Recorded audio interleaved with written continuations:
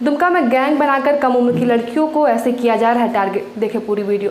नमस्कार, मैं महिमा सिंह आप सभी का स्वागत करती हूँ रीड्स न्यूज झारखंड में। अंकिता के साथ शाहरुख की वायरल तस्वीर, जांच के बाद इसकी सच्चाई सामने आ पाएगी। इसके पहले जो दुमका से जानकारी मिल रही है वो चौंकाने वाले हैं। एक सुनियोजित रणनीति के तहत वहाँ कम उम्र की लड़कियों को फंसाने का काम बहुत पहले से चल रहा है।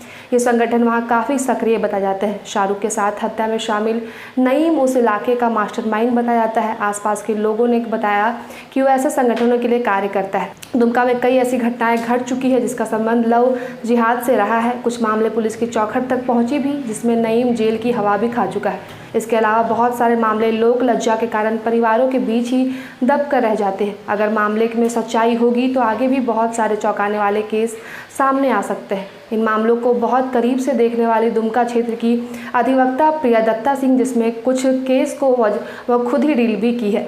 आइए जानते हैं प्रिया दत्ता से ही कि इस मामले में उनकी क्या विचार है। दुमका की एक महिला अधिवक्ता और केवटपाड़ा में रहने वाली पीड़िता को न्याय दिलाने की कानूनी लड़ाई लड़ने वाले प्रिया दत्ता सिंह ने कहा कि दुमका में एक संगठित गैंग काम कर रहा है जो खास तौर पर हिंदू नाबालिग लड़कियों को अपने प्रेम जाल में फंसाकर इन पर शादी व धर्म परिवर्तन का दबाव बना रहा है। कहा कि दुमका के डंगालपाड़ा, दुघानी, बंदरजोड़ी और जरवाडीहा में यह रैकेट प्रभावी है। कहा कि कई ऐसे मामले हैं जो लोक लज्जा के कारण अब तक पुलिस तक नहीं पहुंच पाई है। ऐसे मामलों की भी उच्च स्तरीय जांच हो जाए तो चौंकाने वाले मामले सामने आ सकते हैं। कहा कि अंकिता हत्याकांड से एक बार फिर इनके घिनौने करतूतों की सच्चाई सबके सामने है। ये घटना लोभर्षक है और इसमें शामिल दोषियों को फांसी की सजा मिलनी चाहिए। दुमका की जरवाडीहा में अंकिता रहती थी। हत्यारा शाहरुख भी इसी इलाके में रहने वाला है, जो अंकिता से शादी करना चाहता था। उसका प्रस्ताव नहीं मानने पर अंकिता को 22 अगस्त को धमकी दी थी।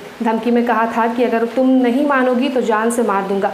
अंकिता घर आकर अपने पिता से सारी बातें बताती है। पिता कहते हैं सुबह देखेंगे और अगले दिन 23 अगस्त को सुबह 4 बजे घटना को अंजाम दिया जाता है। शाहरुख के साथ इस जघन्य अपराध में उसका साथी नईम उसका पूरा साथ देता है।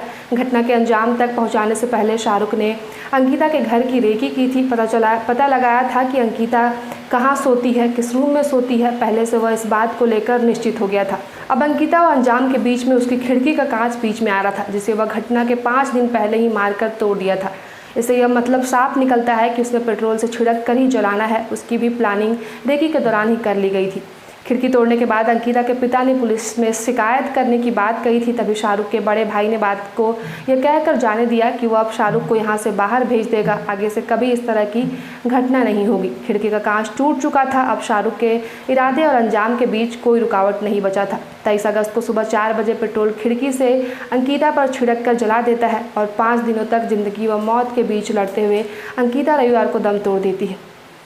शुक्रिया, मैं महिमा सिंह और आप देख रहे थे रीड्स न्यूज झारखंड।